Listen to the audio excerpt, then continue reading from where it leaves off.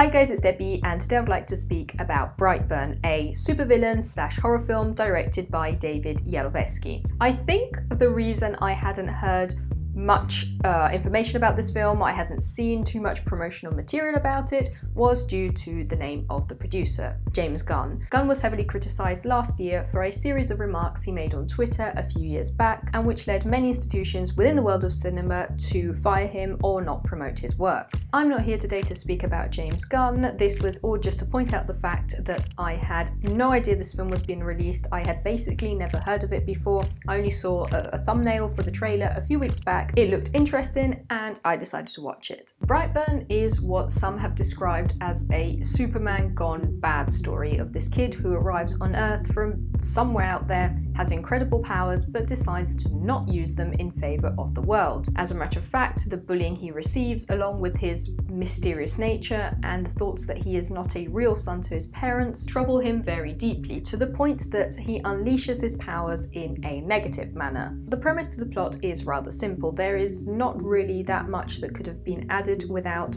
packing in too much information or without the film necessarily needing a sequel. There were two ways to enrich this premise. The first one was to base the plot mostly on the moral dilemma that tears Brendan, the kid, and his parents, all the challenges, the difficulty of making the right choice. The second one was to make the setting a horror backdrop. The film went down this path, with elements of moral ambiguity, but mostly making it just a horror movie. The choice of delivering a very sentimental plot with the naming right and wrong would have been more cinematic, but I think the horror aspect was very suitable to the context, as there is nothing more chilling than the unknown of this seemingly innocent kid from rural USA suddenly becoming an unstoppable murder machine. And I like this combination of horror and superpower genre, which we have actually seen countless times under a bright, happy, heroic perspective, but which is hardly ever shown from a negative point of view. In most films based on superpowers and villains, the enemy is usually a regular guy or can be easily defeated. Even the example of Thanos and his destructive wake came after decades of heroes punching the bad guy away. So if not for kids' films like Despicable Me or Megamind and the occasional Suicide Squad style film, most superpower movies tend to make the villain easily beatable, maybe because we just want goodness to prevail. Lately, this trend has been changing slightly. Take, for example, Suicide Squad,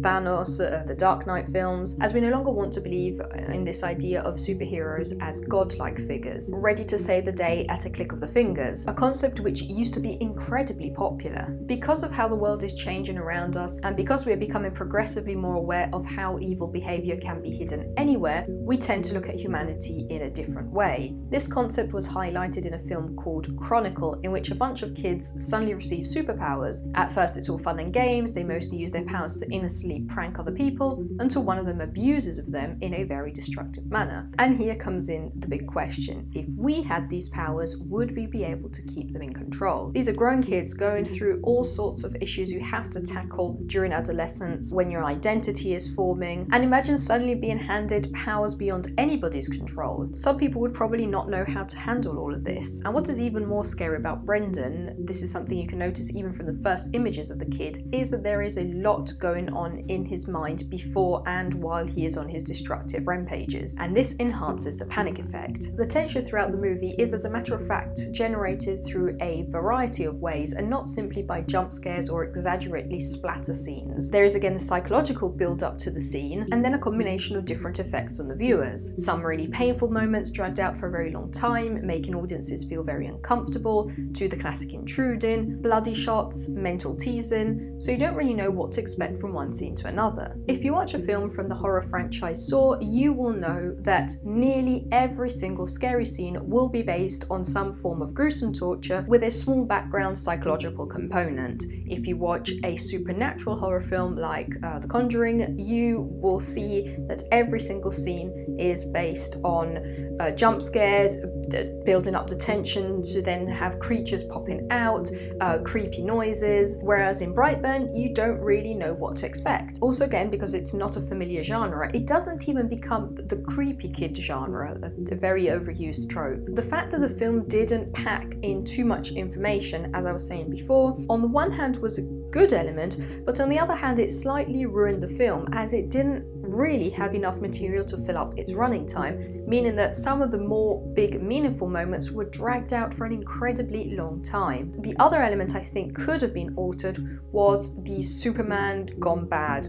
comparison. So the idea of somebody having these incredible powers but using them in a sociopathic way is very interesting. But why make this baby boy land from outer space in a farm in the middle of rural USA where only this one family lives and decides to raise him? You could have made this happen anywhere. Why necessarily make it a comparison to Superman when there is no connection to him throughout the whole film? So this film had me split two ways. On the one hand, the horror element was delivered very well, this fusion of psychological and physical terror, the creepy backdrop, the unusual genre, but there was something missing to the rest of the plot, dragging out those 3 or 4 important moments for way too long. I really liked Elizabeth Banks' performance as she really embodied the role of the mother who sees nothing but good in her son and just wants the best for him, but while beginning to sense the evil that is growing within him. And probably the hardest part of being a parent is realizing that your child is not just that little bundle of happiness, but somebody capable of doing wrong. What do you guys think of Brightburn? Have you seen it? Are you planning on watching it? What are your thoughts on the topic? Let me know with a comment down below. And if you'd like to see more movie related content and much more, remember to subscribe. See you soon. Bye.